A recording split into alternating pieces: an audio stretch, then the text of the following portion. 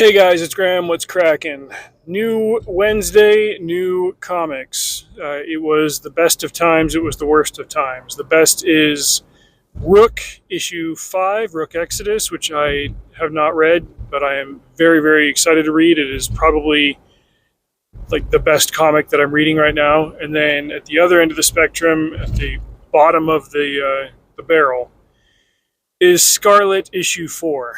The only reason that I am continuing to get these is because so far I have all of the other Energon Universe books, and this is a limited thing. It's only going to be these 5 issues. It's not going to be an ongoing series, and all of this is leading into a single G.I. Joe book coming out later this fall, from what I understand, fall or winter.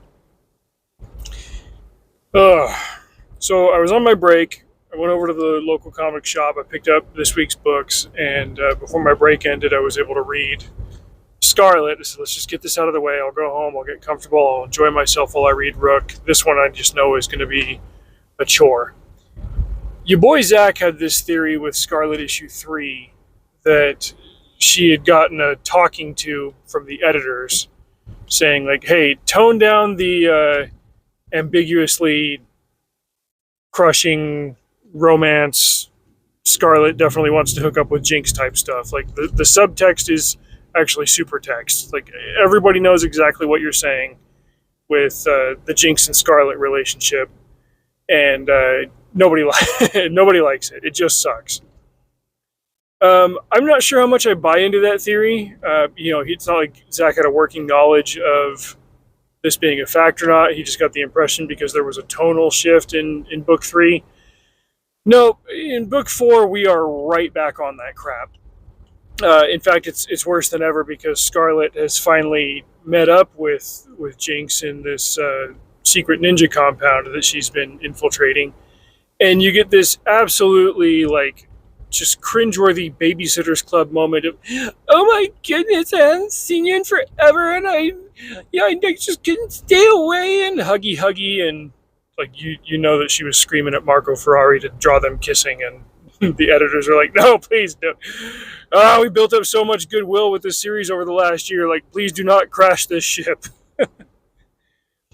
But my revelation on this book was that Kelly Thompson doesn't know how to write this kind of character.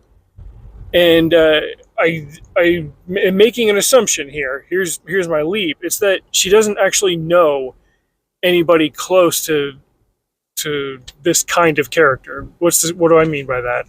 I mean somebody with anything remotely approaching military experience, any kind of veteran, anything like that. Somebody who's got blue-collar grunt work experience.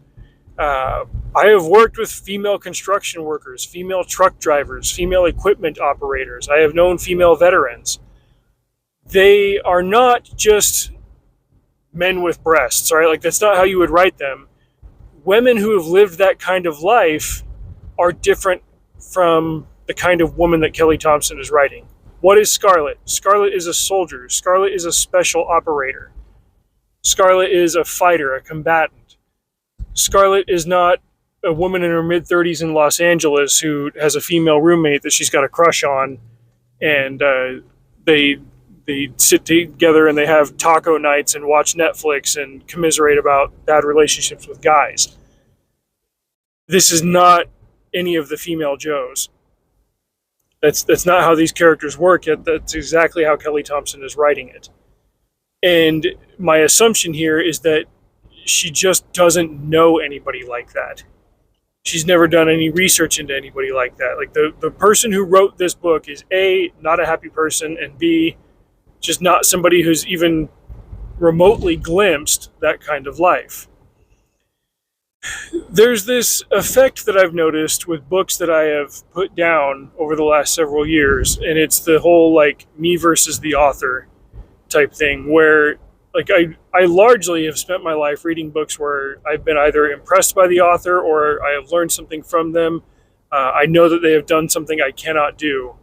But when I get to a point where I'm reading something by an author and I say, I not only do I know that I could do this, I know that I can do it better, and that not gaining anything from this. I have beaten you, that kind of thing, for lack of a better term. That's what makes me lose immersion in a book and just not want to keep going with it. In this case, I'm looking back to how I wrote back when I was 18, and I think about this very, very specifically. I wrote this book, this manuscript, that I actually went and paid good money to have it printed off at Kinko's or something, and I loaned a copy to my mama. She wanted to read it, and your mama will be very complimentary. She'll say nice things about your book. Well, she was living with my aunt and uncle at the time, and my uncle, very, very smart dude, very blunt. And there's this scene in the book. It was a YA book. The main character gets turned into a cyborg by aliens, and his cyborg powers kick in when he gets angry and or is exerting himself, and he's on the football team. And during one of the, I wrote this scene where there's a football game and his powers kick in, and he just solos this whole team and beats the crap out of them. And my uncle read the book, and he told me, he's like, "Hey, I saw that book you left for Mary. I read that." It's like, "Yeah, what'd you think?" And he's like, "I think you don't know shit about football." Dang it. And no, he was absolutely right. Everything I know about football would come 6 or 7 years later. I've seen this effect amongst other, not so often with books, but with other writers doing TV shows and movies and stuff.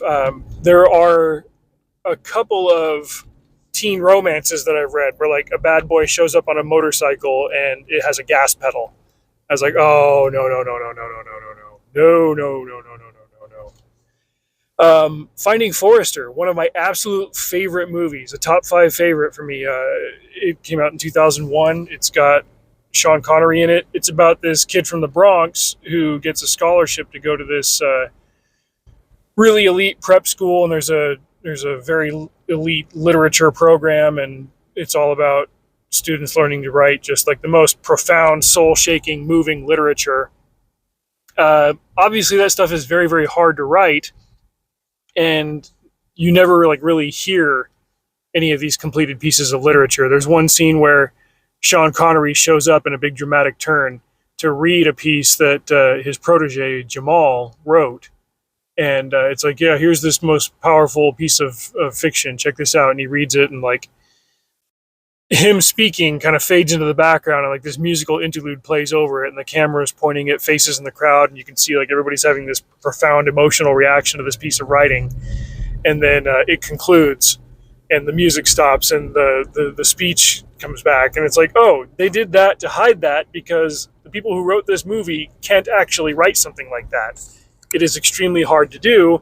So you're just supposed to believe that oh yeah, here's this thing that's oh, this is really good writing. Oh, this writing is so good. But they can't actually write it. They don't know how. There was an episode of White Collar, the show it's kind of like Catch Me If You Can, where a former criminal goes to work for the FBI, and he's got a handler in the FBI. And the criminal is playing a telemarketer, and he's supposed to be this smooth talking telemarketer that can talk even the most reluctant customer into buying stocks in something or other. And the way he does it, it's just dude, nobody in hell would fall for that thing that you just said. And I know this personally because I, for one soul-sucking summer in 2008, was a telemarketer for Apex Alarm. It made me want to delete myself. I don't even think that I lasted the full summer doing that.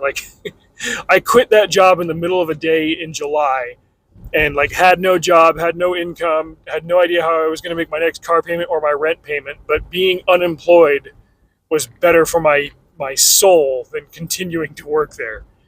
And I was no, I can tell you that nobody would fall for that unless they were just the dumbest customer ever. But these aren't the kind of people that have 6 figures in a hedge fund.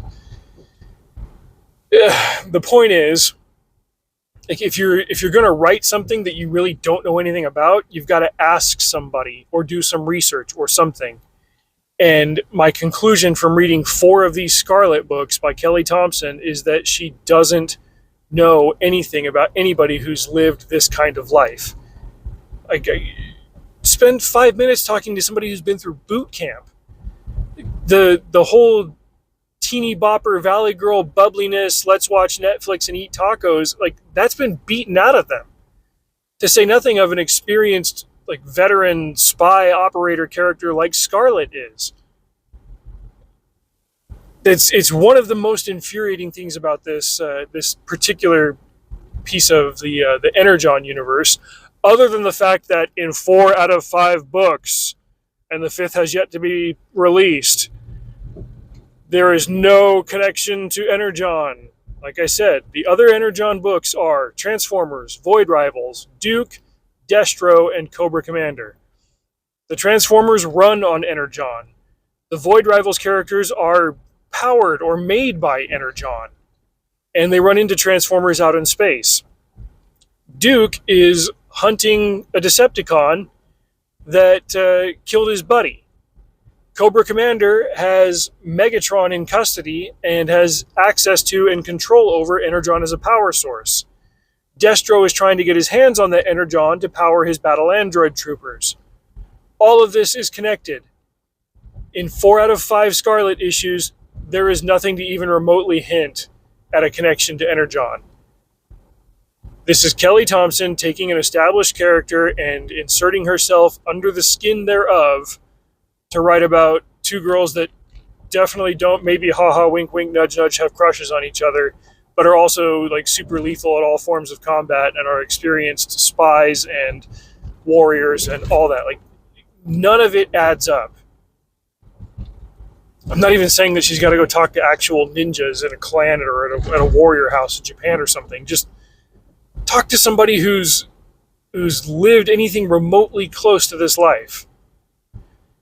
Anyway, I'm either a completionist or a masochist, because I am going to get the 5th book just so that I can say that I've run the entire gamut. They teased at the very, very end of this one that Cobra Commander might be up next. We'll see, but I doubt it. All right, rant over. I'm going to go home and have some quality time with my kids, because I really haven't gotten any the first couple of days this week. Y'all drive safe. See you out there.